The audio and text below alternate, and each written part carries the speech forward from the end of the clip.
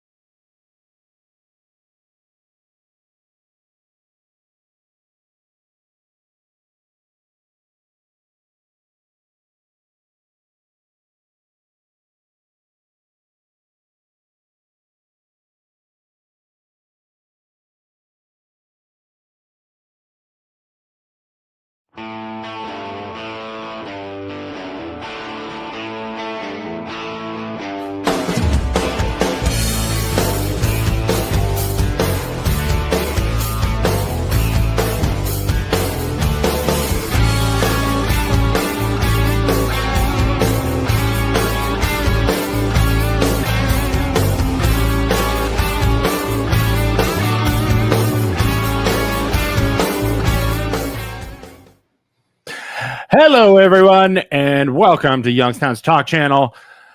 We're live downtown Youngstown in Youngstown Studio. It's the MLO Bros. It's Joe from Youngstown Studio. We're hanging out. We got a bunch of different topics to talk about today. I'm going to argue with Joe about real estate fees and how he doesn't know what he's talking about because he's dumb, because he's a big dummy. Joe's a big dummy. Joe's a big dummy head. And Luke, what else you want to talk about today? We're going to talk about Youngstown. Oh, Penguin City. They're screwing with Penguin City and Derek McDowell. I know. The people that freaking started that side of Youngstown. We got some topics to cover, but you can call it. Number to call is 330-555-1600. They're also signing. They're signing around town. So it's funny. Katrona has this bill going through about the taxes with these to save the boomers from paying taxes, like it's a tax thing. And the boomers are still pushing for no taxes on property, like property taxes. Wait, even though he's saying that. Oh, they're trying to do a Hail Mary now. Well, it's not a Hail Mary. He's been saying he's been working on it, but we'll talk about that too. Okay, I don't understand if Katrona's pushing for it and they're saying it's not enough.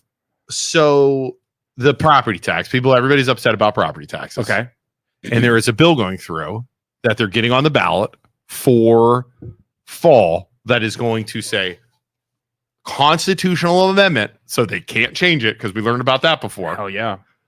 Totally eliminates property tax.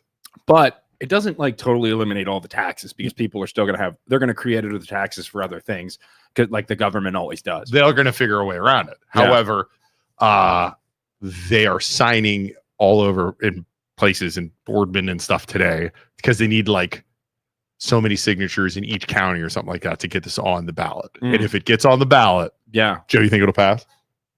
Maybe we got to. Yeah, probably. Dude, everybody's so bitter.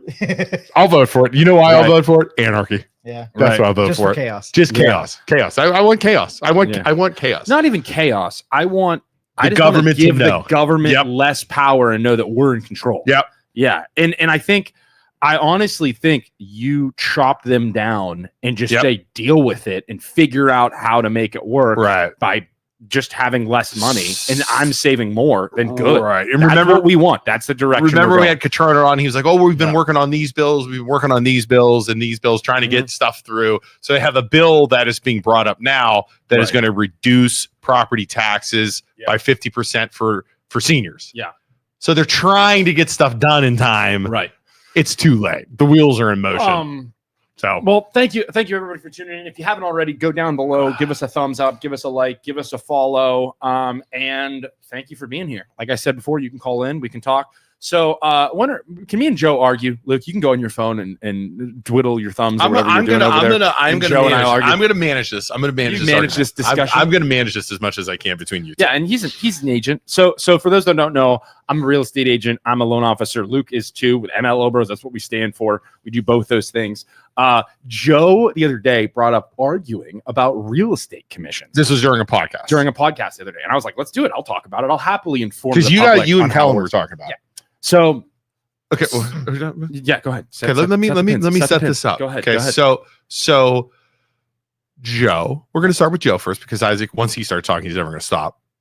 So Joe, what are your problems with real estate commission? So the argument, the debate was the erosion of value from an asset that's a house. You can put on a spreadsheet and say, like, from a consumer's end, they buy a thing and you've got property taxes, you've got interest on the mortgage, and then you've got the realtor's fees that come out of the value when someone goes and buys a house. Okay. That's your argument? No, I don't have an argument one way or another. Is it a large portion? Let me ask you a question. Of the devaluation of someone else's asset. Joe, let me ask you. So how is it a devaluation if you're paying for a service? You're paying for a service. Well, yeah, right. And this is going to be 2-on-1, isn't it?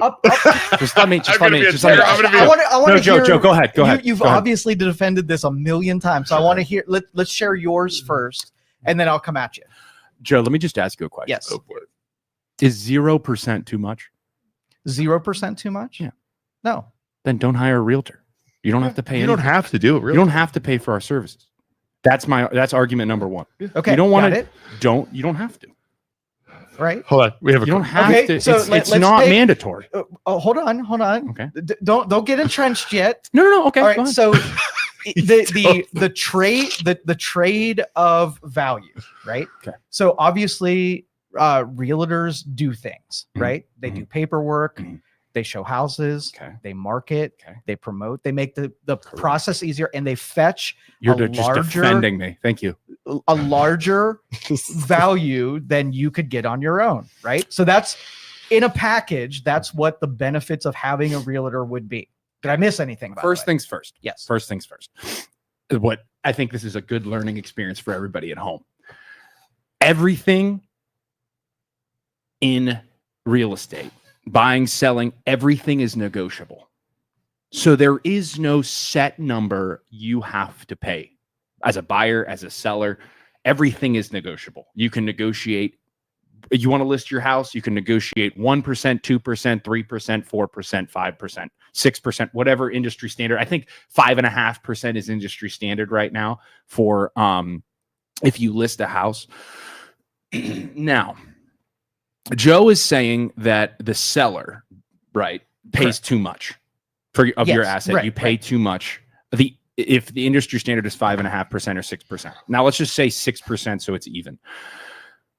A portion of that, as a seller, you are paying your listing agent, and a portion of that you are paying the buyer's agent. Or when you list it up on the market, a percent of that 6 goes to attract other agents to show your property.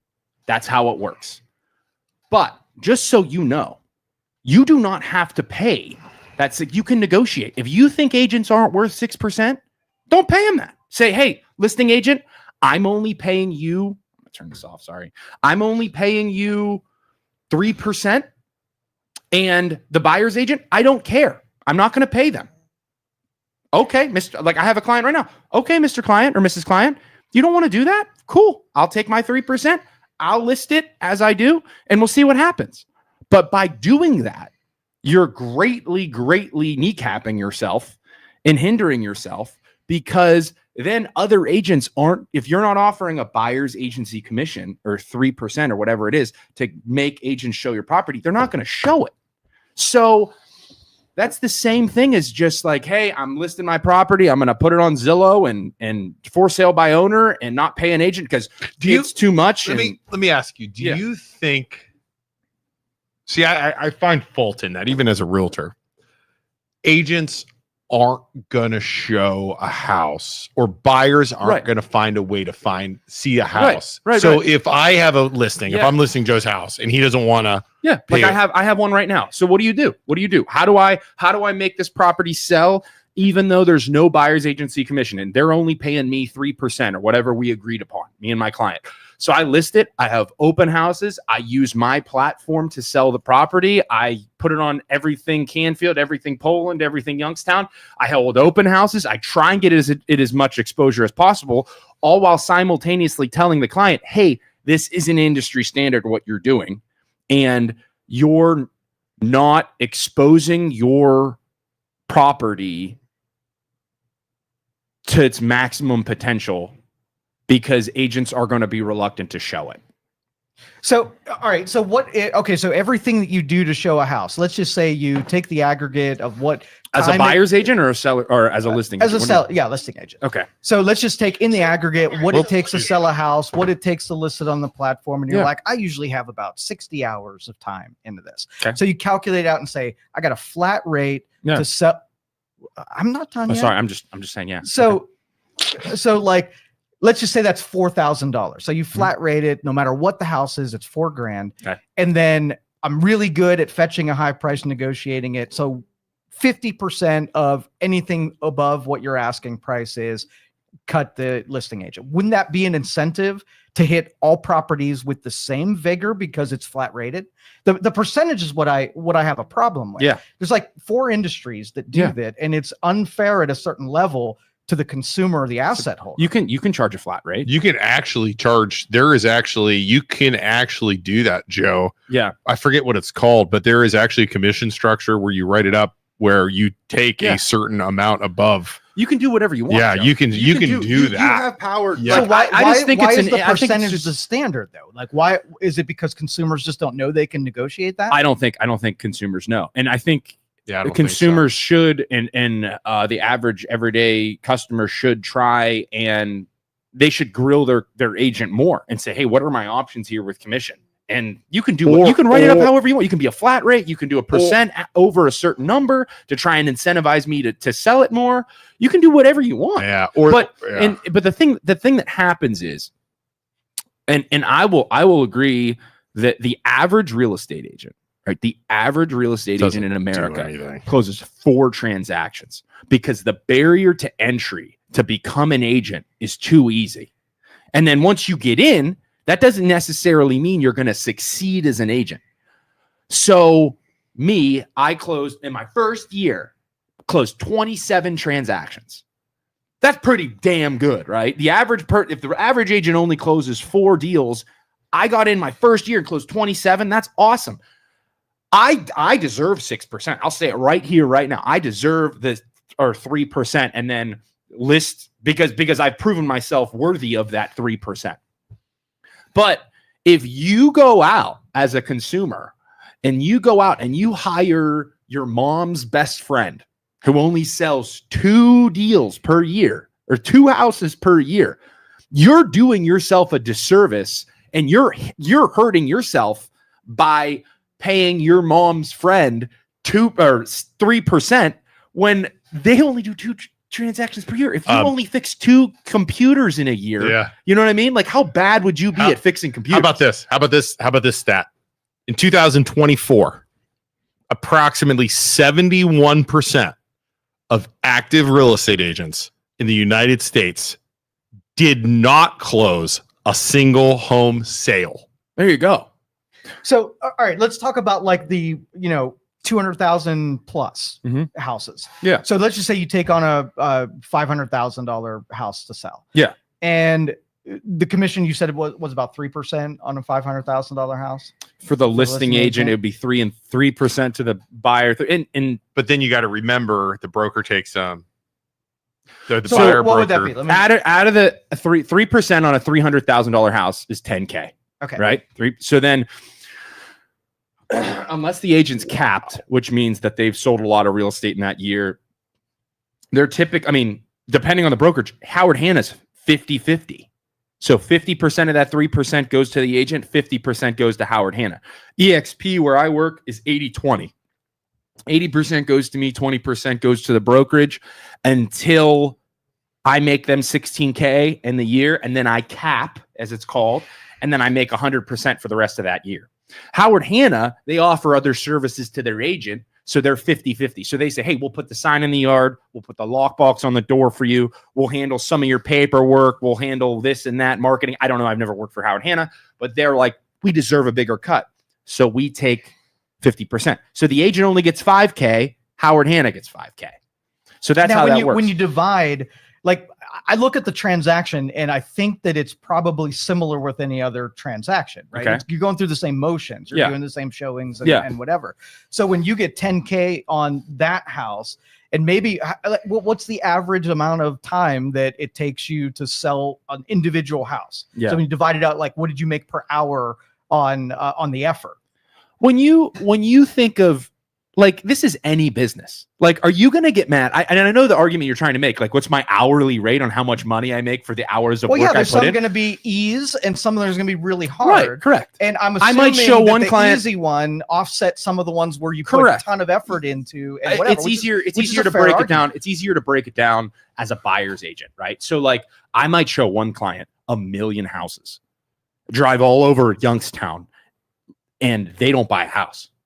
So I'm $0. Right. And then there's other clients who I show them one house and they're like, I love this. And I'm like, really? And they're like, yeah, I love this. Let's write an offer right now. Boom, go under contract. Boom, get paid my 3%. So there are some times where I spin my wheels and I don't get nothing. And then there are other times where it's easy, and then there's all the in between. Well, rather than having to average that down on the ones you didn't make, wouldn't it make more sense to flat rate it? And if you're an agent for someone, they're paying you for the services of what you do well, regardless. And it would almost tether it. Like I've seen people that want to go just be a spectator in 1,000. It puts you on the hook to work for free. And then the ones that you sell, you got to take more than what I think is fair. I'm not charging a client. I don't want to do that. I don't want to charge a client if I'm not going to actually get them into a house. I'm not going to charge them $20 per showing or whatever. Yeah. I don't want to do that. Like, yes, that'd be great for me, but I don't want to do that. You already said that, we make too much money. You were trying to we make too much money. So I don't want to charge the client unless services are rendered. Then I'll charge them because that's what we do. I have more facts that you guys are talking about. And I could do that if I wanted to, but I don't do that to my client because most of my clients are first time home buyers and I don't want to charge. You guys ready for facts? I show facts over here. Real estate commission. Average real estate commission in the United States in 2025 is currently 5.44% of the sales price. Hold on. And what the average per person is 5.4% or 5.5%. So some are low. Half of that goes to the buyer's agent. Half of that goes to the seller's agent. I'm not making, if I list your house and I say 6%, I'm not making that full 6%. Mm-hmm. That's what people think. Oh, 6%. You're making off of 300,000, you're making 20K or whatever that math is. No, it's not all going to me. It breaks down much, much more than that. And I'm only making a small percentage of that. Listing broker and listing agent receive 3.14% of that. Yep. Okay. Buyer's agent, buyer broker split 2.73% of that. Interesting. Sellers make more. The listing agent makes more, which is funny. Realtors, on average, spend 30 to 50 hours per single home sales transaction. Pre-listing, buyer prep 10 to 15, showing and focusing tours 5 to 15. That one I'd argue. Offer negotiations 5 to 10, under contract 10 to 15, closing prep 3 to 5. Note is if a client is picky, unresponsive, deal gets messy, right? 60 to 70 hours. Correct. A deal. Yeah. All right. So on the upper end homes, the 200,000 and above, because I think on the low end homes, realtors get jacked. I don't think they make enough money to be able to sell those houses. I think the demand. And I'm going to be honest with you, the lower end houses are more of a headache. And more of a pain in the ass across the board, and that includes for real estate and mortgage financing. Yeah. And I think the middle are about on average. I think the percentage works out, but on the higher end stuff, I think they get shanked. So on those, seller does for sure, for the asset owner. But so I would argue as an agent who experiences this every day, I would argue that the higher you go, the more those sellers are to negotiate. Hey, I'm not paying you 6%. That's what I was going to ask. Like, do they get creative knowing because they know this MFer is going to try and get 6% out of me. 100%. That's a huge chunk of change, especially once you get up to like 600, 700,000. They're like, I'm only paying you 4%. Yeah. And it's like, cool, bro, I'll take my 10K and be happy. 100%. Like, I'm fine if that's what you want to negotiate. But the higher you go up there, but you have to separate. Like we do a good job of separating ourselves as agents. Some people on a $200,000 house are like, I don't want to pay you 6%. Okay, cool. But I'm going to offer you something that no other agent offers you. I have exposure in all of my Facebook groups, on my podcast. I'll talk about your listing I have everything Austintown. I'm the only agent. Me and Luke are the only agents allowed to list your house. And we just got into an argument with an agent this morning in everything Austintown. There's 18,000 people in that group. I have a listing in Austintown. I am the only agent allowed to post your listing in Austintown. That is a huge group of people in that group that will see your listing in Austintown that no other agent has access to. Well, I deserve. And you got to remember too, there are agents in there that see our new listings too. Yeah. Yeah. And then other agents get pissed. Hey, why aren't you letting me post? Because it's my group. I made it. It's a private group and I'm the only one allowed to advertise in it. And that is why my customers pay me my percentage because I have something totally unique and totally different that you don't have. And we don't let for sale by owners post in there. No, and for sale by owners, no. Only my clients get access to advertise in those groups. That is something. So you shouldn't be asking, hey, why does every agent charge this? No, what is each individual agent doing to earn that commission? And if they aren't, selling a bunch of real estate and don't have a lot of experience, they don't deserve that 3%. And you should go find an agent that does deserve that 3%. And at the same time, like you're like, Isaac, I don't want to pay you 3%. You don't deserve 3%. Cool. Go find, you can go on Facebook right now and say, hey, I want to pay an agent 1.5% to list my house. And I bet you could get some scrub that'll do it for you. I bet you could. All right. So let me switch industries, and I want to make sure that that principle is you can stay consistent on it. Okay. Attorneys.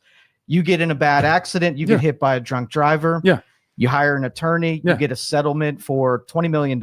Yeah. The lawyer collects 33%. You collect 33%. Do you think that is fair that someone who wasn't in the accident, wasn't part of that, is valued to get 33% of your settlement? I think 33% is a little bit more, but I think that if I'm going to pay that 33%, I'm going to go get the absolute best rock star goddamn attorney to represent me that is deserving of that 33%, so that I can get the absolute most amount of money possible.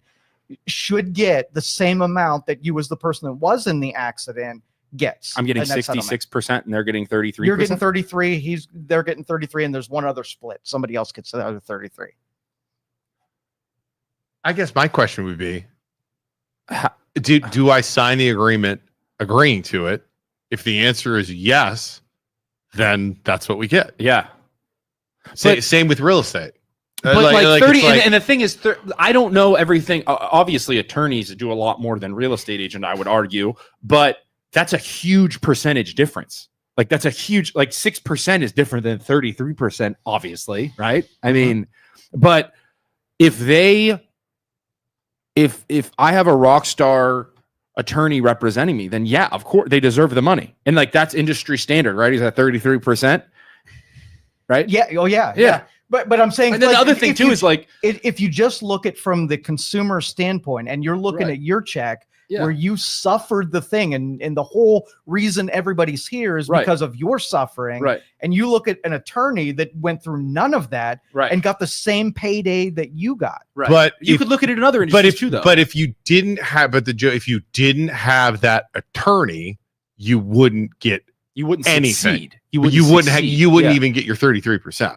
Right. Just like, but the value proposition is if it were 10%, right? Do you think, and that's what I'm saying, like from the consumer's end, we all know that the people that are in the professionals that are providing the service are entitled to something for their expertise, but the percentage is what I get a hang up on. So the third industry, and we'll come back to real estate. Yeah. So when you do a wire transfer, it's 2% of the wire transfer. Right. You're paying for a service. Right. So which you can't do. If you wire $1,000, it's 2%. And if you wire $10 million, it's 2%. Now, there was no more technical difference between wiring one and wiring the other, but one cost the consumer considerably more than the lesser value. And it was only because it was this bulk of money, and the vultures saw a payday inside that. There's a difference between that. That's different. Wiring money, comparing that to a service you're receiving is different. It's to illustrate though that it's the same mechanical function. It's not though, because but there's more involved. Yeah, there's more involved because when you're wiring a money, you are getting the same service for a different price. I mean, you're getting the same exact service for this different price. Exactly. Because with real estate, with a real estate, you're going to get more. The average person, depending on your agent you're using, every agent is going to have a different amount of how much they're putting into your property. Or the lawyer, you could get more money. So the wire transfer, you're going to get the same service no matter what. Okay, so if you compare two things, have you taken effort, like you invested the effort into selling home A, and the same amount of effort, and this one you made a bunch of money on, and this one you made barely any? But that's different because on a bigger house, you're gonna get more photography. You're gonna get. But I'm saying, has it ever been that you put the same amount of effort in on two houses and made two different rates? I'm sure. Yeah. Okay, so mechanically it was the same, but you did the same effort, same expenditure, same promotion, and you made more on one than the other. Some deals are easier. Some clients are easier to work with than others. Some houses are easier to sell than others because of location. Some places are just easier than others. We could break this down for everything, Joe. You can do that on anything. So is it easier to fix some computers than other computers? Yeah. Wait, let me do it this way. Is it fair if I go into Walgreens and buy a Kit Kat for $3? But then I go into Mark's and buy a Kit Kat for 50 cents. Is it fair Or is it right that I paid more in those two places? You have streamers in here in your studio. You got to deal with me and Luke, and you charge me the same that you charge Justin Coffin to sit here in this chair. But I'm a pain in the goddamn ass. Luke's a pain in the ass. I'm destroying this place, right? But you charge us the same price. That's not fair to Justin. Justin deserves a lower price than us because he is easier to work with. Does that make sense? No, that doesn't make any sense at all. That's unfair to Justin. I demand that you charge Justin less right now. Justin, I hope you're watching. You're probably not watching because you don't like us. But you should force Joe because everything's negotiable. Isaac, what's up? Isaac! What's up? We're arguing. They're arguing. You know. But he's better than the average mailman. Yeah, he deserves more. He gets paid more. The point was that it's mechanically the same service, right? But at entirely different cost because you attach a percentage. So if attorney sells you an outcome, the hiring the people that go through documents, hiring expertise and whatever, mechanically you can add all that up and say what it costs that attorney to do business, right? Or you sell a house and you have 60 hours in, so you put in your total cost investment, and then your percentage it's not based on percentage, it's based on the effort that you put into the overall product. You can if you really wanted to, Joe, you could structure that way with your listing agent. Like, hey, listen, man, I only want to pay you. I'm selling this, or you're going to sell this $500,000 call. Kroger said I want to call in. Chad? No, it's 17. Oh, 17's on there. Here, let's take a call real fast. She's been on hold for a while. Well, hold on. Pause in the real estate talk. 17. Hey, I'm going on tour with the Golden Petition. Wait, sorry, 17. What are you talking about? You know the petition that I'm trying to get people to sign to abolish property taxes. This is what I was talking about. Statewide issue. Yeah. So I'm going to be at Ron Verb Studio, iHeart Studio today from 3 to 7 in the parking lot. 3 to 7. So if you want to abolish property taxes, get that on the ballot. Wow.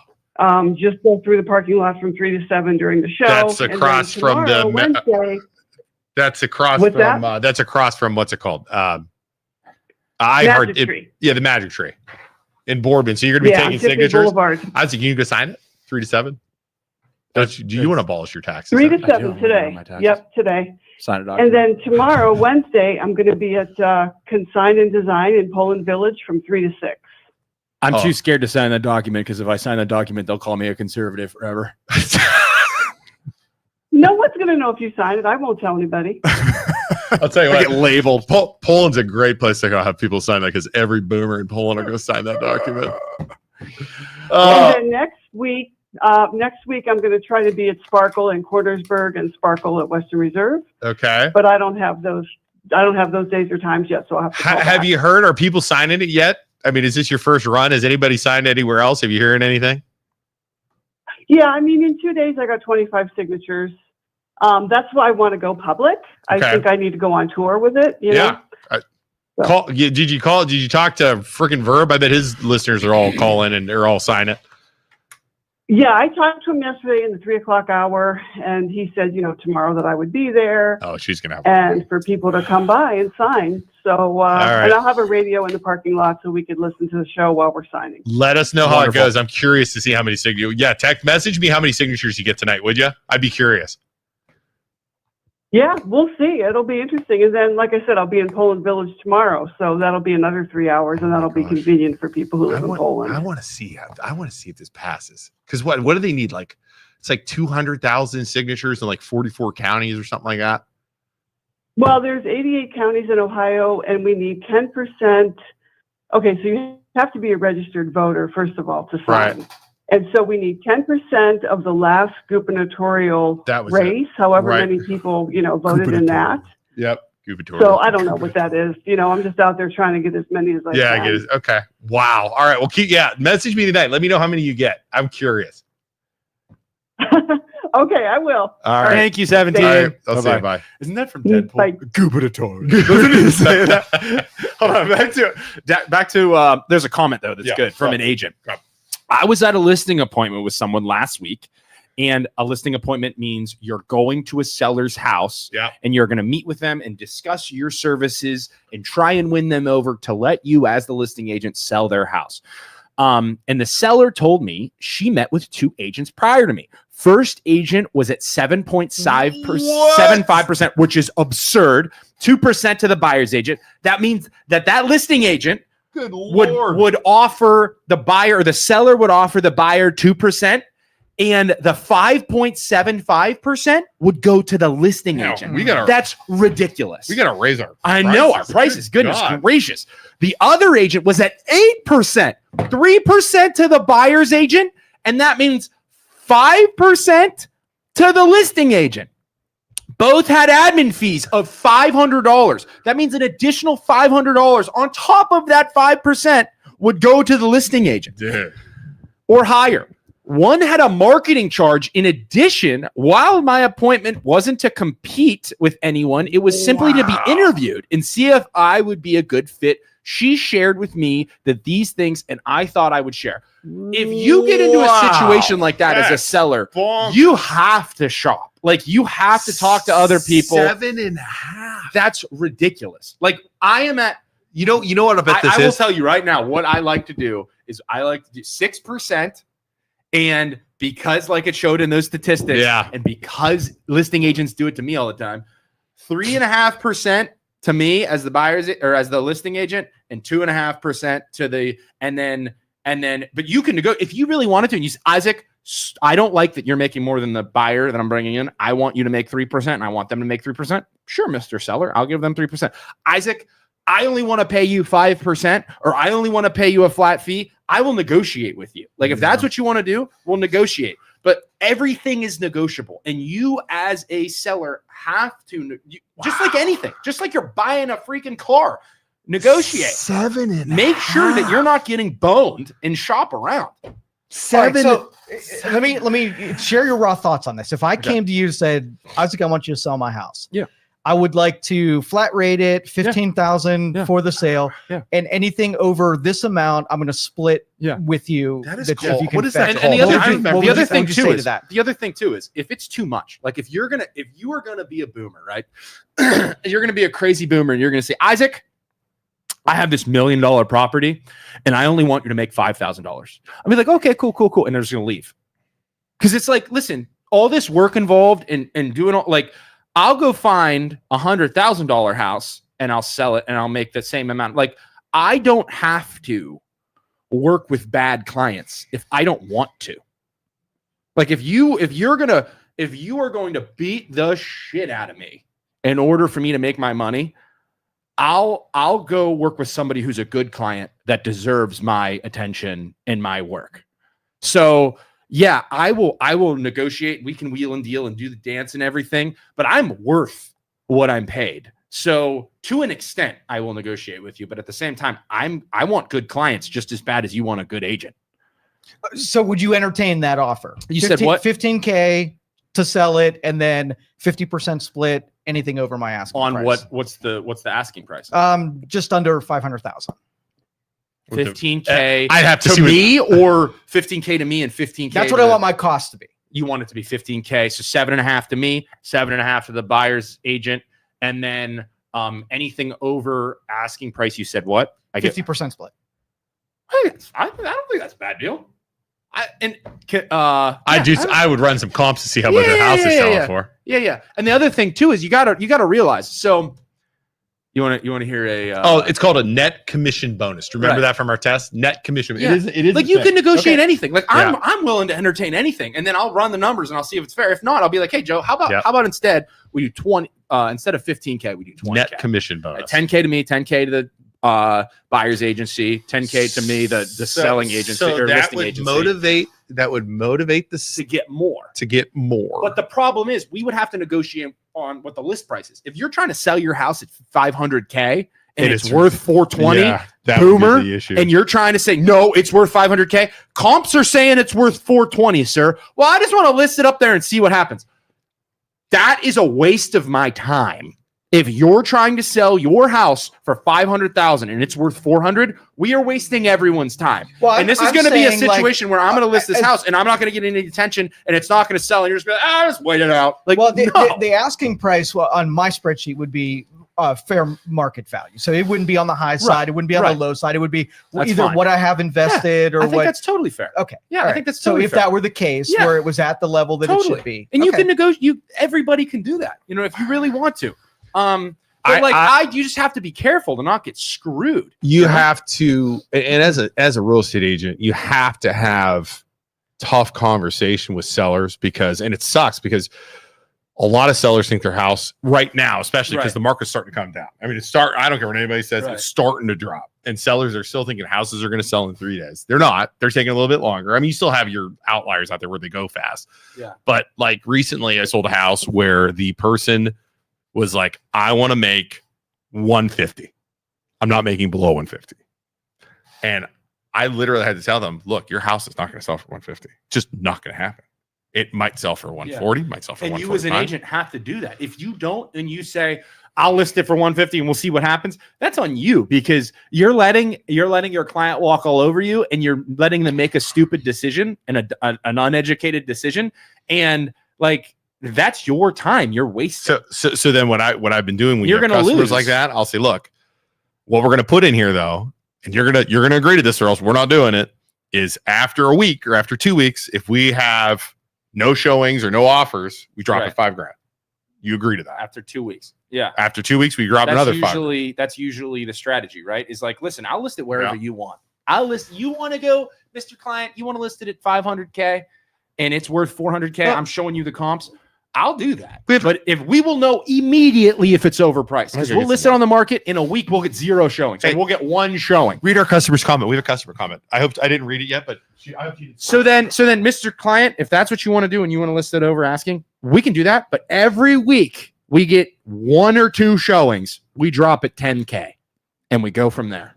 Because I've had this happen and I've had clients that are awesome, great clients. And I've tried to explain to them, they're like, no, I don't think that's right. I think it'll sell. I'm like, if you sign that paper and you say after so many weeks, he wanted to sell it at 325. And I said, dude, it's worth 300. And he's like, well, let's just see what happens. I'm like, we'll see what happens. But every 2 weeks, we drop at 5K. And did that soon as it hit 300K, it went under contract immediately. And I was like, I did tell you so. And he's like, you were totally right. But you just have to, you're looking for a good agent just as much as I'm looking for a good client. And sometimes you don't jive with them and it doesn't work out. And it's like, okay, we got to go separate ways. You got to find somebody else that's going to help you the way you want to be helped. But that ain't me, bro. That's not me. So sorry.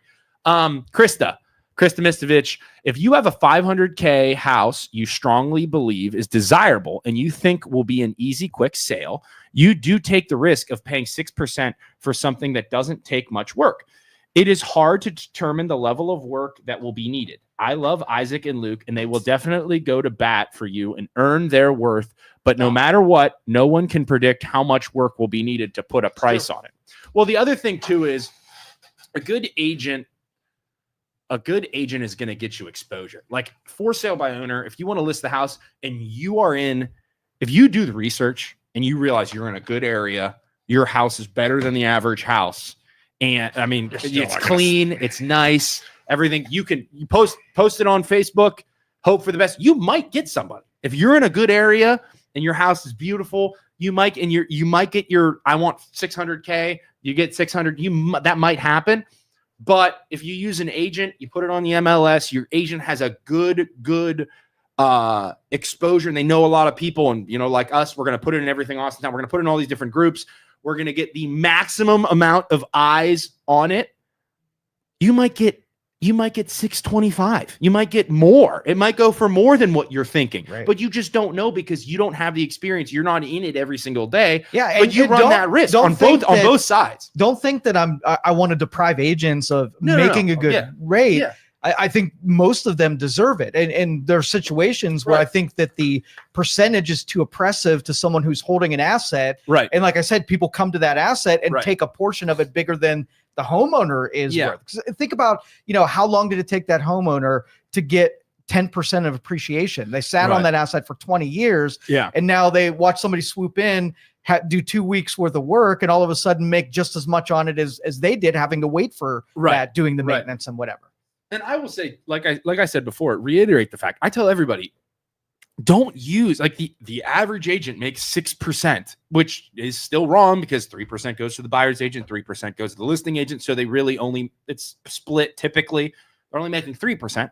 But don't hire the average agent. Like we said, the average agent only sells 4 houses per. Right. So if you're going to pay that 3%, swing for the freaking fences and get the best realtor, the best person you can possibly find. If you're going to pay that no matter what, get the service best cost, damn get the best person. Okay. Yeah.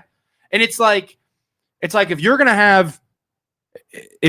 have brain surgeons across America and they all charge 6%, you're gonna want to get the. You're gonna. I don't want the public defender brain surgeon at all. You don't want the guy who's a damn scrub and just got his license charging you 6%. Like, no, bro, I'm gonna go to the rock star wearing a goddamn Rolex and driving a Bugatti. Like, that's the brain surgeon I want working on me.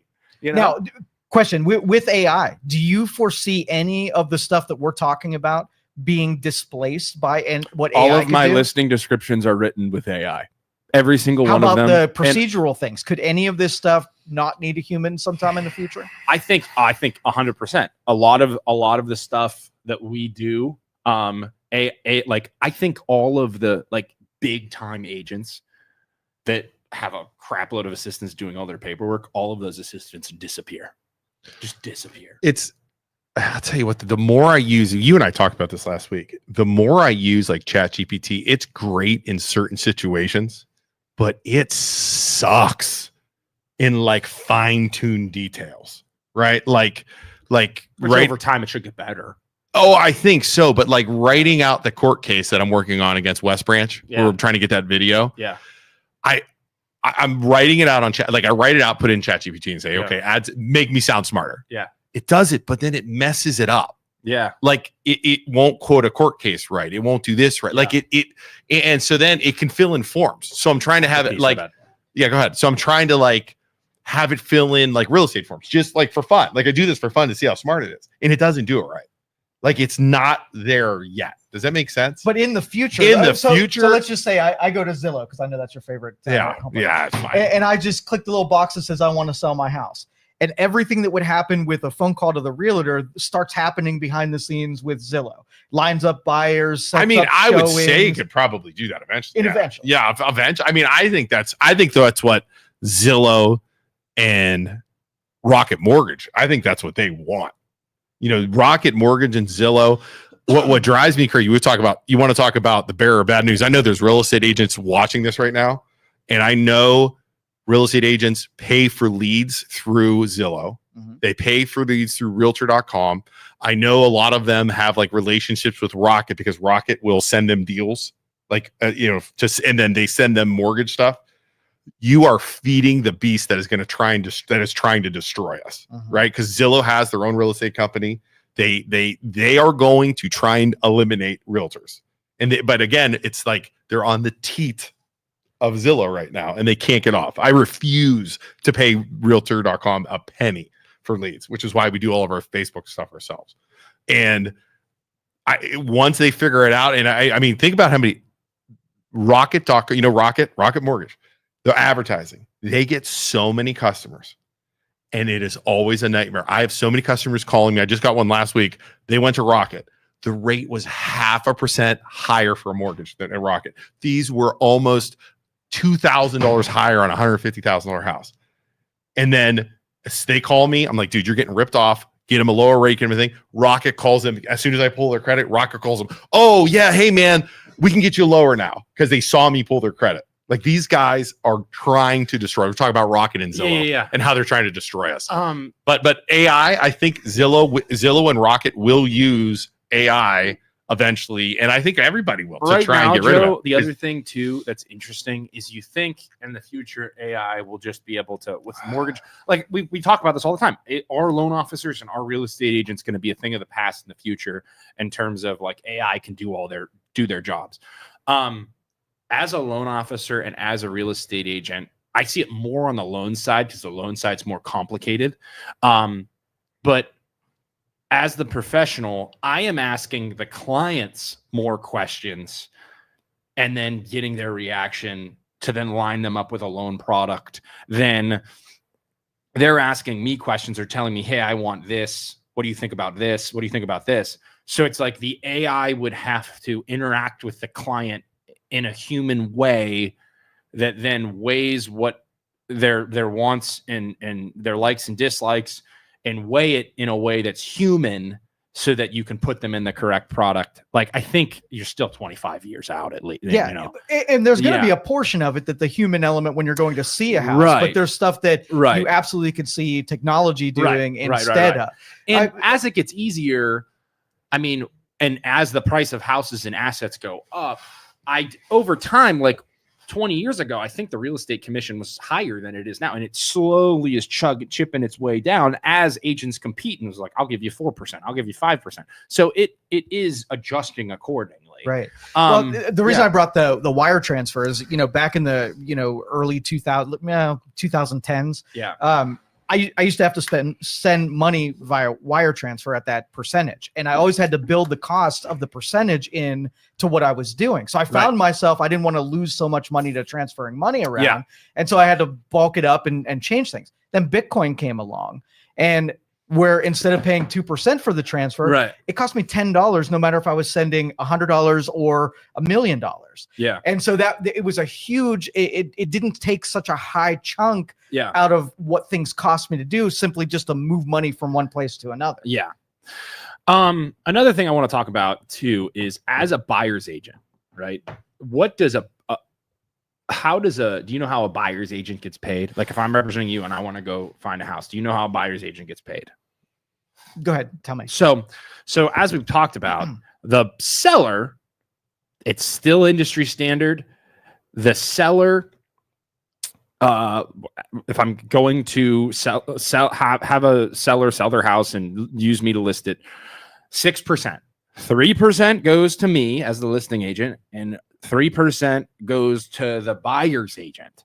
So what that means is, hey, Mr. Seller, you can do whatever you want, but I suggest you offer 3% buyer's agency commission to have buyer's agent show this property and get it under contract, and we sell it fast and efficiently.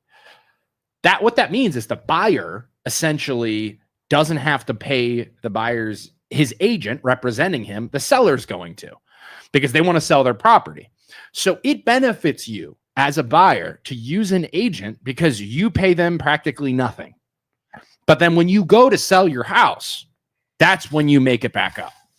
So it benefits you to use an agent. Who has more effort, the selling agent or the buyer's agent?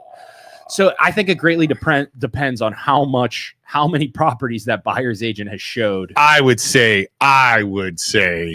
buyer's agent a majority of the time. Yeah, all agents want to be listing agents because you sit in a house. You do not have to drive all over God's green acres trying to sell this person. I mean, I had a buyer that I showed like 30 properties to, and then I referred it to. I'm not gonna lie, I got so tired of showing properties, I referred it to O'Keel and O'Keel. Yeah, like for a fee, I referred to because what happens, Joe, is you'll get some clients are like, hey, I want to see this house. You show them that house. They're like, it has a pool. I do not want a pool. Yeah. It has this in the basement. It's an unfinished basement. I don't like that. Moving forward, let's avoid those things. Cool. Next house they send you. They then a week later send you a house, has a pool, has an unfinished basement. And you're like, Mr. Client, last week we saw this house. You didn't like it. You said pool's a no-no, unfinished basement's a no-no. Yeah, but I don't care. I want to see this house. Okay. You gave me those red flags and you said, stay away from them. Why are we seeing this house? I'm like, well, you're my agent. Show me the house. Okay. But you told me last week that you don't like these things. So you still want to show the house? Yes. We get to the property and they say, I can't do it. I don't like the pool. I'm going to freaking pull my hair out, Mr. Client. You told me you didn't like pools. We're wasting time seeing houses with pools if you don't like pools. So then you get to a point where it's back and forth. It's like, Mr. Client, I don't think I can help you. I'm not wasting my time if you're going to make me show you houses that you don't like just because you want to see them. So if you took the total effort invested, what would be the percentage split between buyer and seller? who has more what's effort. fair? Yeah, like if you would you say buyer deserves a little bit more, buyer agents deserves So I think there's it just depends on each deal's different, but I would say probably buyer's agent does more. But what happens all the time, and it's so frustrating, is the listing agent talks to their client. They convince their client, I'm going to make 4%. We're going to do 6%. You're going to pay 6%, Mr. Client. I'm going to make 4%. And the buyer's agent's going to make 2%. And they're like, okay, cool. Yeah, you're the professional. You do whatever you want. So then I'm showing my client properties, and you're only offering me as a buyer's agent 2% on this property. And I can't prove it, but I got an assumption you're making more than 2%. So the powerful listing agents are then able to make, because the big names that get lots and lots of listings are able to demand that 4%, and then they won't give an even split to the buyer's agent. So then what happens is over time, I want to, if you're going to do that to me, I'm going to do that to you in the future. And I'm going to convince my sellers that I'm going to put 2% on the buyer's agent, and I'm going to list your house for 4 or whatever, 3.5, 2.5, whatever. So it gets frustrating because then the buyer's agent is making less than the listing agent every single time, and it's not fair. It's not fair, even though they do more work. But because of the market right now, there's not a lot of listings, so they can do that. You know what I'm saying? It's supply and demand. Right. So because I'm a listing agent, there's not a ton of houses listed. Right. I can do it. And the buyer agent can be like, well, I have to show my house. There's not a lot of options. And the other fun thing is being a dual licensed professional, I'm able to take buyers. I pre-approve them. I make the commission for the loan. Yep. And then I also make the commission for doing the real estate. So I show them houses. Agents are like, I'm not making 2% for this buyer. I want to make more. So the buyer's agent can negotiate with the seller. Hey, Mr. Seller, I want to make 3% and you can take my offer. But some agents and some sellers are like, I'm only paying 2%. Buyer's agent has to show the property, has to put the offer in.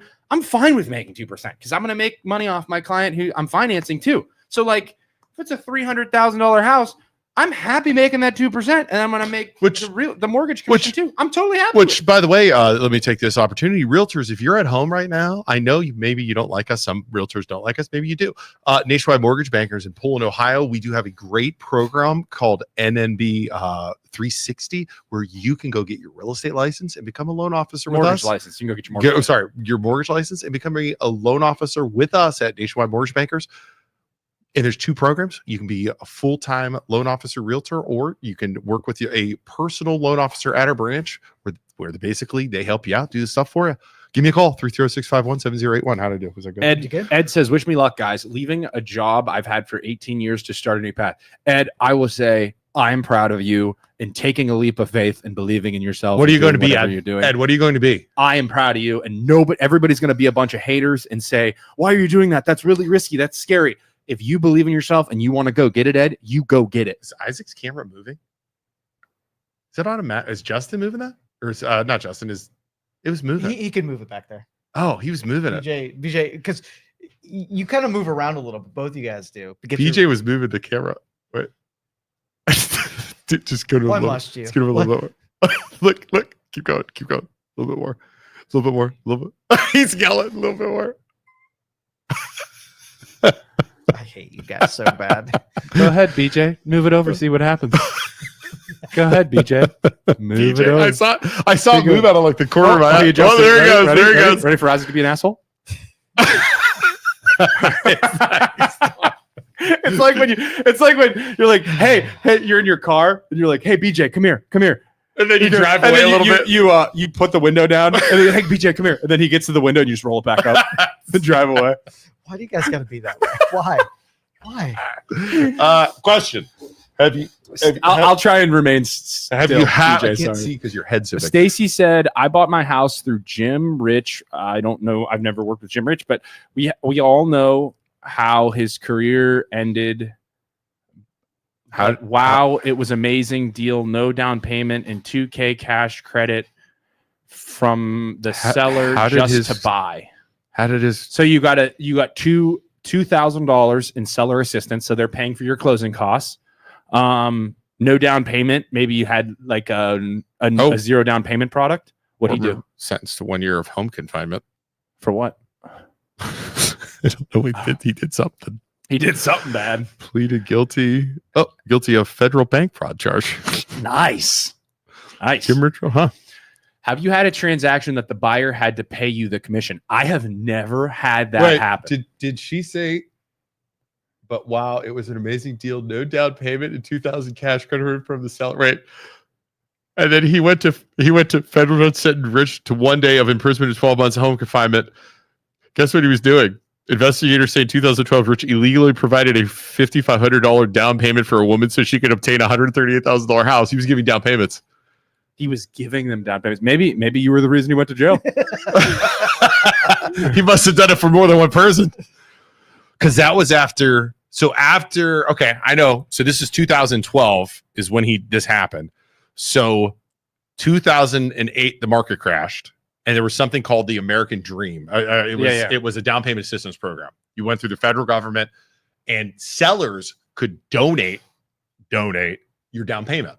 Yeah. Okay. So if I have equity in my house, I could use that to donate a down payment. Yeah. And it was basically me giving you the down payment as a seller, which is now illegal, right? Yeah. You can do seller concessions, you can't do down payment. They made that illegal after 2008 because it was inflating property value. So you'd buy $100,000 house and say, oh no, it's 115. I give you the 15,000 extra. So they made that illegal. So he must have kept doing it. Jesus. Makes sense. So yeah, they made that totally. It was called the American Dream or something like that. It was through the government. And basically what these banks did is they created a dummy company, a 501c3. Yeah, and donated it. And the sellers would donate to this company the down payment, and then the company would donate it back. Oh, dude, it was freaking Wild West back then. It was freaking nuts. The FBI came to my house. No, she defaulted. I did not. Okay. I bought in 2010. Joanna, what? 9%'s a little high. 9% for any deluxe. idea what equity rates will drop? That's a little high right now. I would say 9% is probably a little. It depends. Interest rates all depend on credit score, loan to value, debt to income. There's a lot of variables, and especially when you're talking about a home equity line of credit, that is going to depend everything on your credit score and how you use your house as an investment property. Right? There's a whole bunch of stuff. Sorry, this is getting into like a mortgage and real estate talk, right. So which we never do, by the way. So yeah, lots and lots of variables when it comes to interest rates, and that's why loan officers, especially on Facebook, we're not allowed to quote rates. Yeah. So plenty of variables, and you just cannot. But home equities are based on prime rate. So what's prime? Oh, it's a home equity line. She's of credit. talking about I don't think for home equity line of credit, I don't think that's bad. Hold on. Well, it depends. Because home equity lines of credit are going to be a little higher. So so prime rate right now is 7.5. So what'll happen is banks will take your house and look at what your loan to value is, and then based on prime, they will adjust up based on your credit score, based on your loan to value, right? Yeah. So if let's say you're at 60% loan to value, your credit score is 800, you'll probably get prime, which would be 7.5 for home equity. Say you go up to 70 or 80%, it'll go up a quarter, and so on and so forth. The bad credit score drops it down, and then you're 8-9% somewhere in there. So that's normally how this goes. Prime is so prime is 7.5 if you're looking perfect right now. We're turning into like a mortgage show today, mortgage real estate show. Well, that was good because I mean that was a good discussion to have. I don't think many people realize that you can negotiate that. And no, everything is negotiable. That's what you have. Say hi to everybody. Did I say hi? She was. Hi. When are you going live on the air with your own podcast? What are you good at? What am I good at? Here, talk to me. What are you going to talk? When are you going to put her on the show, Joe? I'm good at nervous rambling. And, good.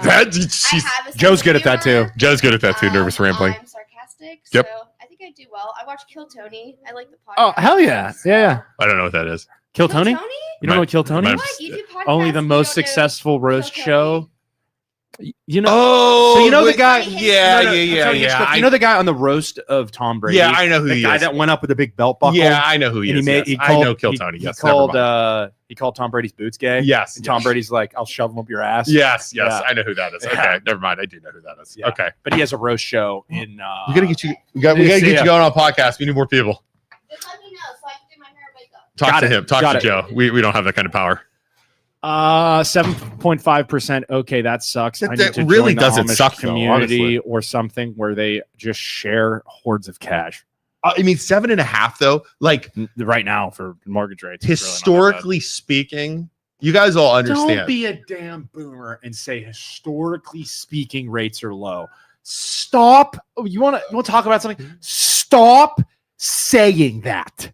Stop saying that rates are low compared to the 70s when rates were 18%.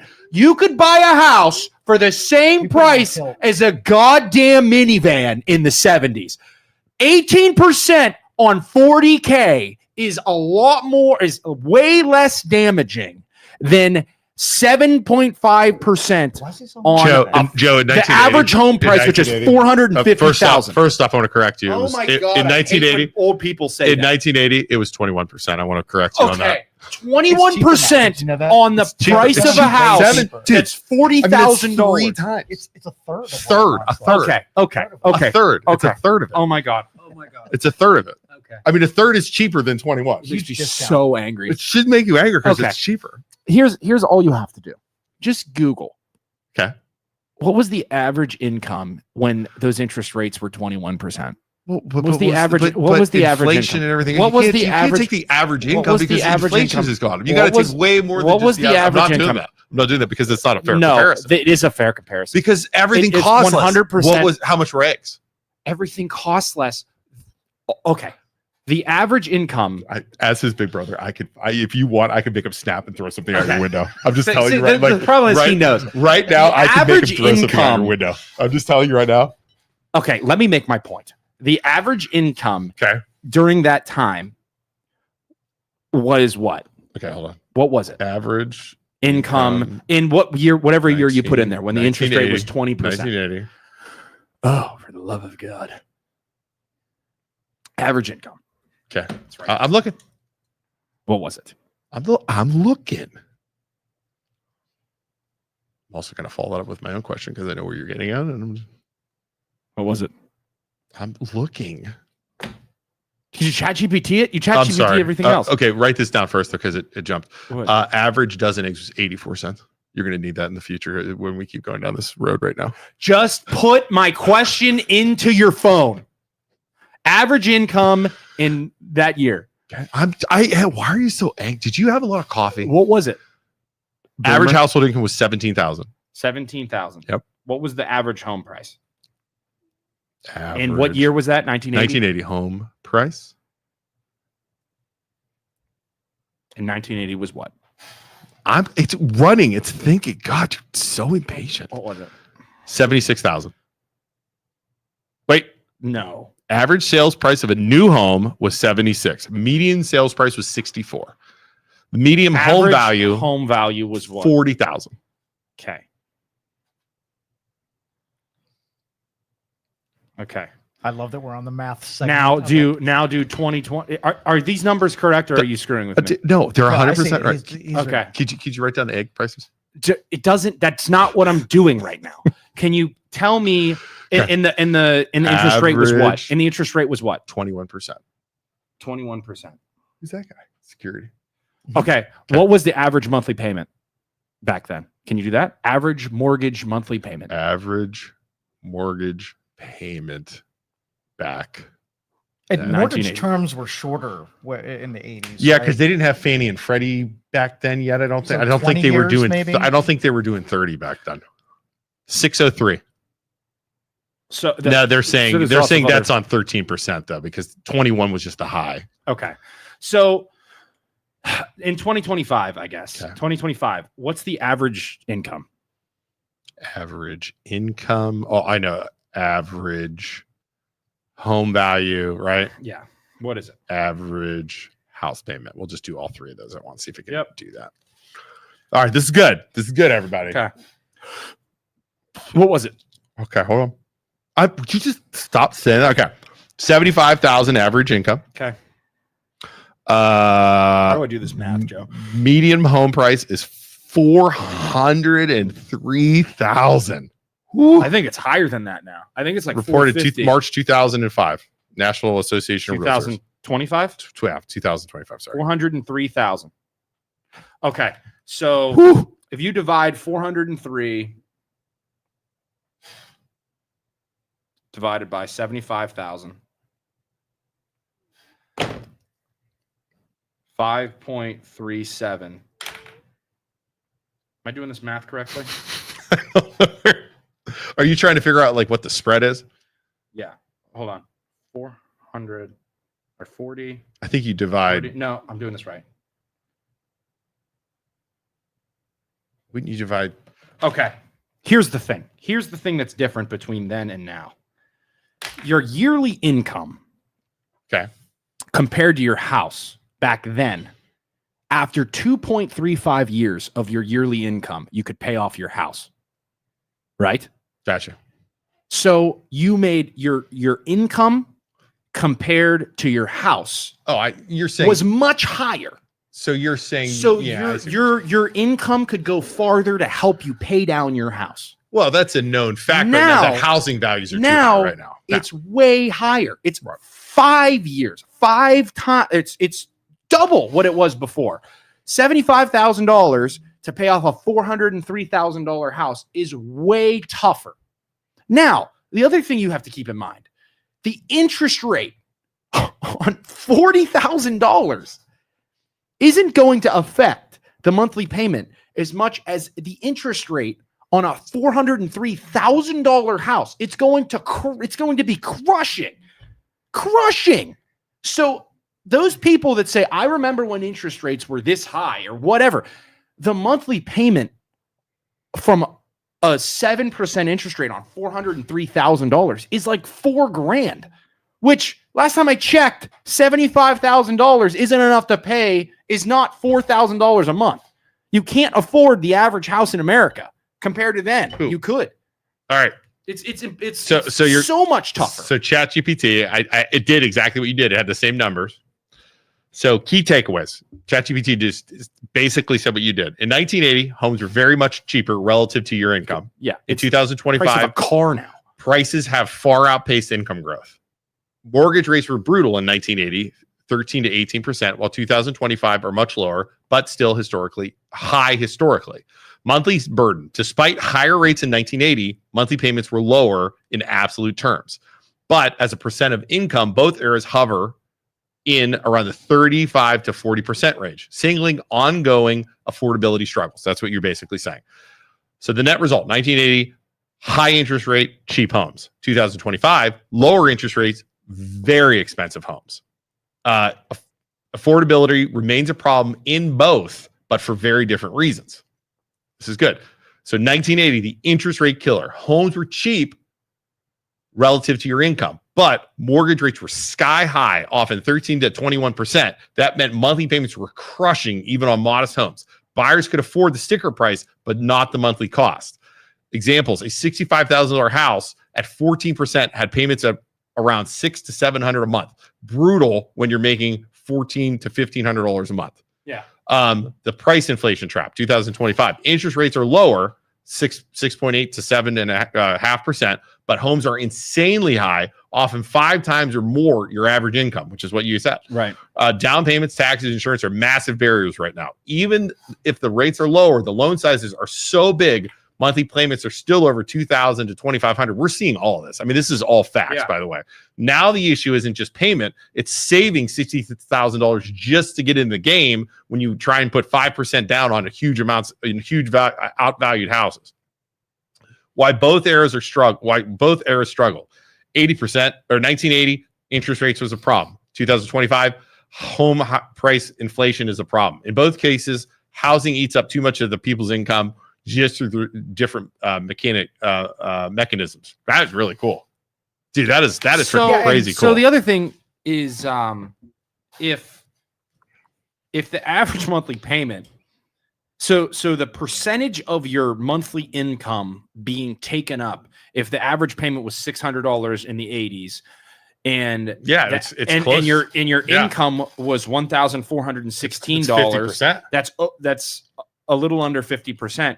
Now it's your average income is $6,250 per month, and your monthly payment is $4,000. That's a bigger chunk. That's over 50%. You can't afford a house now compared to then you could. Well, $4,000 payment. That's a real high. So payment. you got a $403,000 house on 7.25%. Google what the average monthly payment is then? I mean, it's going to be of 2025. What's the average monthly payment? Well, how much of a loan? $403,000. 403,000 at 7 point whatever the average is right now. At 7, that's 268, and then I'd say $100 taxes and insurance. I'd say, and then I think it's more than $100 for insurance. For insurance, I mean, I'd say you're looking at probably $3,000, 3,000. So 50%. So 50%. It's more than it was, even at $3,000. So sorry, Joe. Go ahead. What do you got? It's monthly on a monthly basis with your mortgage. It is harder to afford a house now than it is back then. Stop. The boomers and the older folks who say, I remember in the 80s when it was 18%. Stop.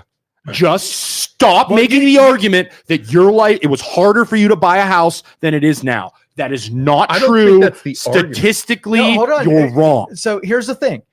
You guys are both right in this. Yeah. So you're looking at it from an affordability on the consumer standpoint, yes, which is relative to the cost or what they make versus the cost. Yeah. And you're talking about the cost of capital, which is it's a lower cost per capital. ChatGPT just said we're both right. You're both right. That's what ChatGPT said. No, I'm not arguing with you. I'm arguing with the annoying people online who always say that. It makes me so You're arguing with the dads that you take into the houses is what you're doing. It makes me so mad. Well, the other thing that drives me crazy about real estate. Here's one more thing that drives me crazy about old dads in real estate. Can't buy a house. The dong and a dance. Stacy, no. It's dong and a dance. Don't you ever change that. Listen, I understand that dong and a realtors dance have this reputation. Can't buy a house with a dong and a dance. I get that. And like my thing to you is you got to look for a good one. You got to get a good one. I became an agent because I want to change that. I want to do good by clients. I want to be honest with them, fix mistakes if I make them, not screw people over. That's my objective. Okay. But these thinking boomers that I help their first time home buyer kids buy a house, right? And we go through these houses and we're like seeing all these houses and the market's wrong. It's not great. But they're like, this is wrong with the house. This is wrong with the house. This is wrong with the house. It's not worth that. Sir, it is worth that. This is what the comps show. This is what it's worth. It's not worth that. It's not. It's just not. Like, I don't care what your numbers show. It's not worth that. Cool. Then they turn around and go sell their house that they don't owe anything on. And they're like, it's worth $500K. Sir, no, it's not. The comps say it's worth 400. I don't care. I did this, and this. It's worth $500K. No, it's not. So, like, you nitpick the living crap out of the houses that your kids see, and then on the same breath, you don't do the same thing to your own house because you've lived in it and you think it's perfect. It's just human nature, and it drives me crazy when people do that. It happens in every industry. Oh my God, yours is pristine, and the one you're buying has got just because you lived in it and you think it's perfect. And it's like, dude, come on, man. You like these aren't. This isn't your opinion. This is statistics. Like, it's not worth $500K, and that house is worth $200K that your kid's buying because that's supply and demand. Like, I don't know what to tell you. Drives me crazy. Insane. We went longer than 37 minutes on the. You definitely did. We definitely did. What else do we have? Youngstown. What happened in Youngstown? Blood pressure is now subsiding. I mean, we actually have questions about mortgages and stuff. Like, I never do mortgage stuff because I don't think anybody cares. I do want to cover it. Mortgage terms were shorter. What is the best way to pay off a mortgage quickly, low rate, long run? All right. So first off, Joe, did you ever hear about doing biweekly payments? Yeah. That's a scam, right? Is it really?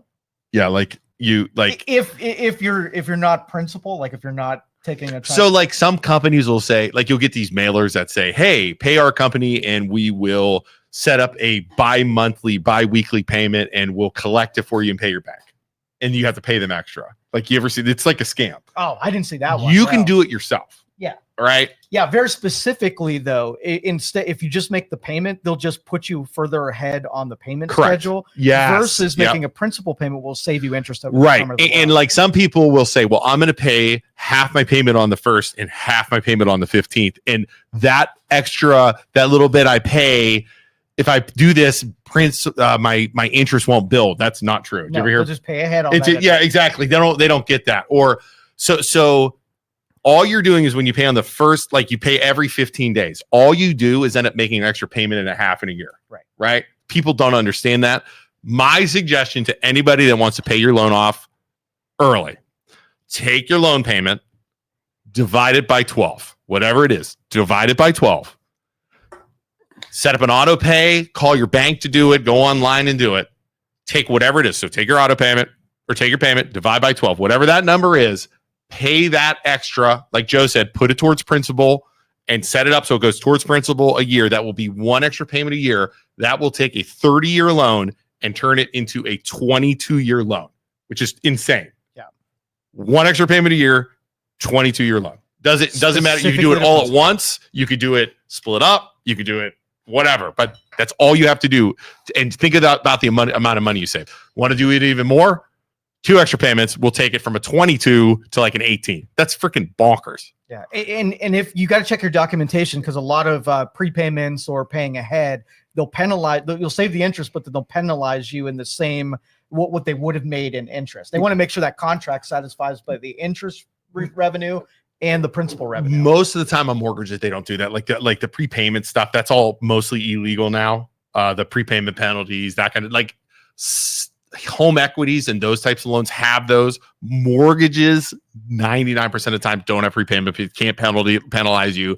They're getting into the mortgage stuff. There's stuff called like QM loans that the government, this is all fallout from the mortgage crash. You can't have those anymore unless you're doing some weird loan. So there you go. How about that? I am so dumb when it comes to stuff, but like mortgage stuff, Isaac was I'm like freaking. He's very good. Like he's been in it so long that he just knows everything. It's really weird. Really like Maggie will be like, you don't remember to brush your teeth sometimes, but you know everything about mortgages. It's really weird. It's like everybody's got their thing. He's been doing the puzzle so long that he knows all the pieces. Yeah, it's very strange. And like, well, doing it for so long and like all the changes have happened. Like how hard was that test when you took that test? It's very hard. The mortgage test is very hard. Much harder than the real estate. I started in 2004. And the real estate agents will hate that I'm saying. Yeah, that, you started in 2004. There's been so many changes. Yeah. That I've adjusted with the changes. New people coming in. It's I couldn't imagine. It's a lot. It's much harder to go from real estate agent to loan officer than it is loan officer to real estate agent. Well, Brittany, the new loan officer, she just took that test and she passed, and she's awesome, and she's going to do really good. But my God, I can't believe she passed. Very hard. Very hard. What else? I really don't. Did we go fully down on explaining the Penguin City massacre down here? So because people are still pissed off about this. This is not. So do you know more? So there's a lot next to Penguin City. Yeah. So if you go between Youngstown Flea and Penguin City, there's a grass lot. It's not very big, but it's a grass lot. Okay. And several times the two of them made an offer on that property so they could use it as parking. So they have officially made offers to the city that they wanted to purchase city-owned property to use for parking, and they never heard back. They never took because the city doesn't communicate, right? And so now the city floats this idea to put an event space, which would directly compete with both Derrick and also Penguin City. That they're going to put a small building. I don't know if you read, it's like 80 by 50, so it's not even a really big building, but they're going to have like garage doors and have an event space where community can come down and have graduation parties and stuff like that. Instead of going to Penguin City. Instead of going over. Or rent out Derrick's place that he rents out. Yeah. And prevent more parking for which Penguin City and Derrick both need. Willing to pay for it and everything. So. And by the way, Derrick running against Tito Brown. Mm-hmm. Right? Mm-hmm. So is this And Penguin City has been very outspoken against Tito Brown. Mm-hmm. Oh, 100% it's against them. 100%. And did you hear who they're going to lease it against? Did you hear this one? No. You didn't hear? Mm-mm. Rumor has it, and this is a rumor, it is the guy that owns you probably know who it is, the Struthers Cigar Bar. Dave and Mark. That's the rumors. Again, Really? rumors. Guess who hangs out in the Struthers cigar bar all the time? Tito Brown. Tito Brown. So he's buddies with him. Okay. As always. Now, again, I appreciate those guys wanting to build and wanting to do that, but it's just so suspicious when you have Derek and you have Penguin City who have been speaking out against the mayor. You have an election time and they're going to just try and screw it to him right now. Yeah. Do you know what I mean? It's typical. Yeah. It's typical. You know what I mean? Typical. Have you heard the name Trina involved in this at all? Yeah, I did. Somebody, yeah. Okay, so she was running the kitchen incubator up here. So she's been working with the city to help, restaurant entrepreneurs get started and learn how to commercial kitchens work and whatever. I love her. I love her food. I think she's really great for the city. But she's getting, I believe she's going to do operations for her catering company out of there through this deal. Okay, so maybe the rumor I heard was wrong. Again, it was wrong. Well, I don't know either. I'm hearing just the same. Yeah. So whatever. I hope she doesn't get wrapped up in this because she's actually a really good person. But man, I don't want anybody getting dragged through the mud on this. But like, we got to talk to Stacia. We need to talk to Penguin City. She'll come on here. Yeah. I actually invited her on, but they have a zoning meeting today at 9 about that. Or she said she was going to call in or come on because we got to get her on to talk. Yeah. But just because, why do they got to be like this? Why do they have to be like this? City schools as well. She works at Youngstown City Schools as well. Like, why do they have to be like this? I hate it. Cigar smokers that live in Struthers. Those Joe, I'm surprised they haven't come after you because you've talked about the mayor. They ever screw with you yet? No, not really. They kind of left me alone. Yeah, for now. So you want to do something? Dude, don't even float that out there. I don't want any static. Just until you start hanging out with us all the time. They've never really said, Tito's never said anything about us. Yeah. If I was Youngstown, what I would do, just shut off the power in here every Tuesday and Friday. Wow, why do we get why do we like, oh my god, the city's be like, oh my god, that's so weird. Why does that happen? Shutting the internet off in here Tuesdays and Thursdays. So wild. The power just gets shut off every Tuesday and Thursday at 9 a.m. Wouldn't the sale of the property need to be bid out since it's government owned? That's a good question too. And if they're going to sell it or lease it, doesn't it have to be discussed at like meetings and stuff like that? Yeah. So has it been discussed at any of the council meetings? So. No, I think this is rumored all around. So I don't think that anything's solid at this point, but it was rumored that was what the attention. So we're talking about rumors. Yes. So until we see anything, because there's got to be stages and stuff. So what they as business owners are arguing is that it's not fair because if you open another event center, it's just going to like create competition and bury us.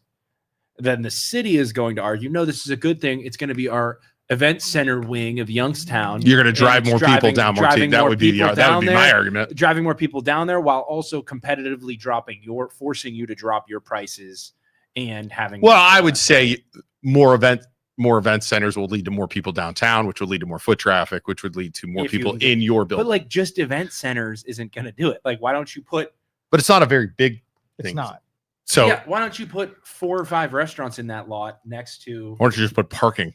Because we need freaking parking. Yeah, but still, Penguin City hosts things like if you had an organization, they have their space open that's about the same size as these buildings are going to be, and that directly takes away from what Penguin City's doing. It would be almost like if the city opened Youngstown City Studio right across from in another suite down here. It's government funded. They're not worried about making money on it. I wonder how nice they'd be. I'd go.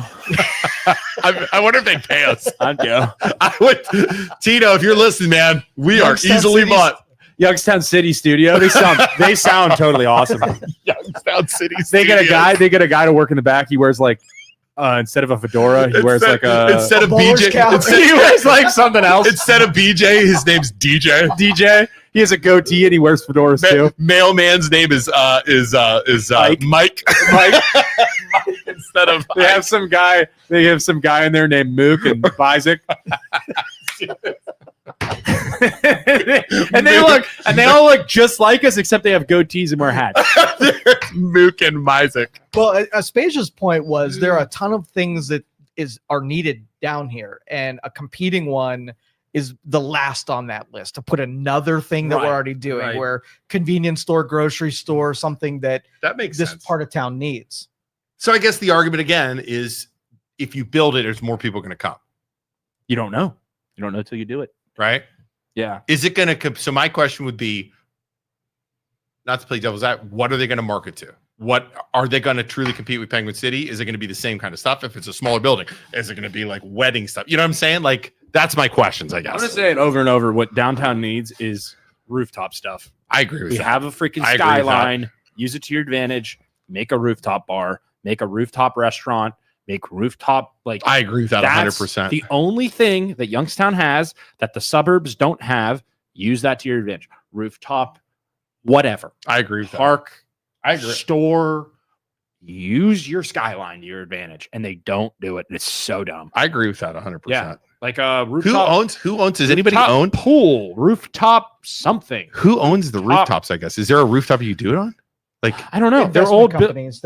Most of the buildings down here are managed by outside the state.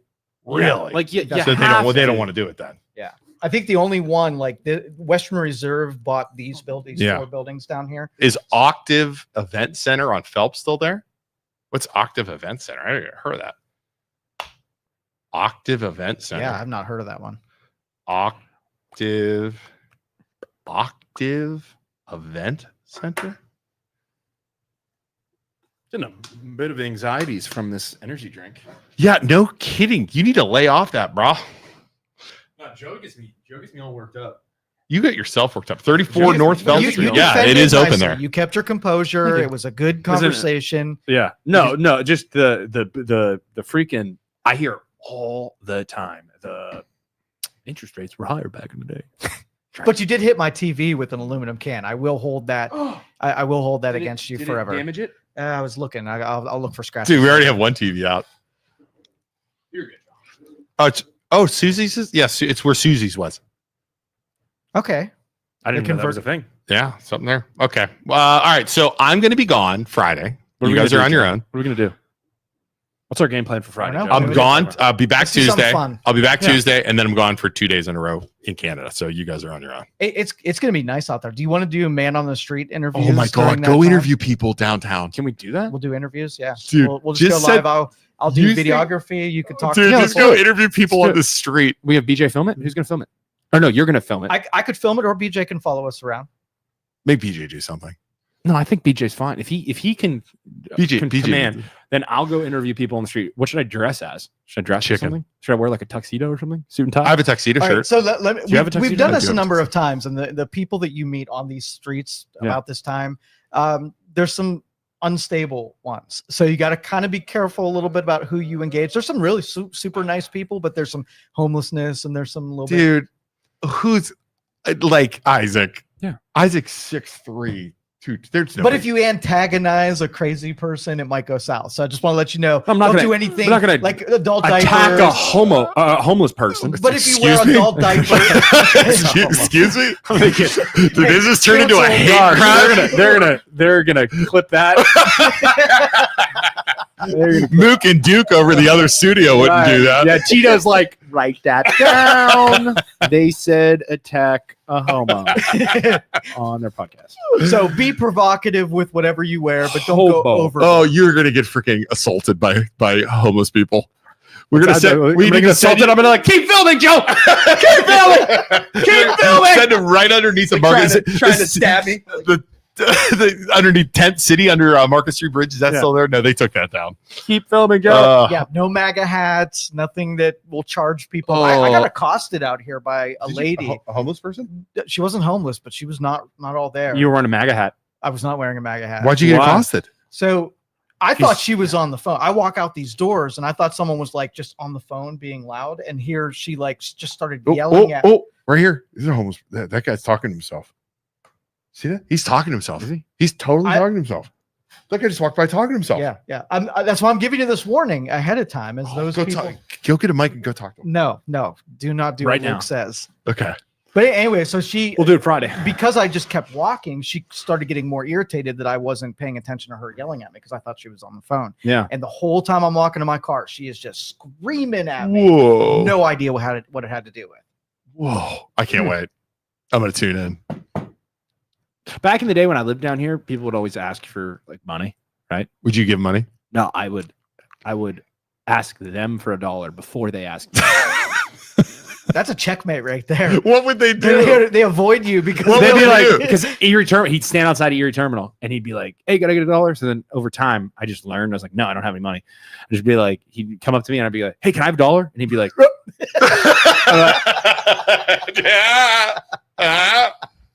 and he'd be like, they just turn around.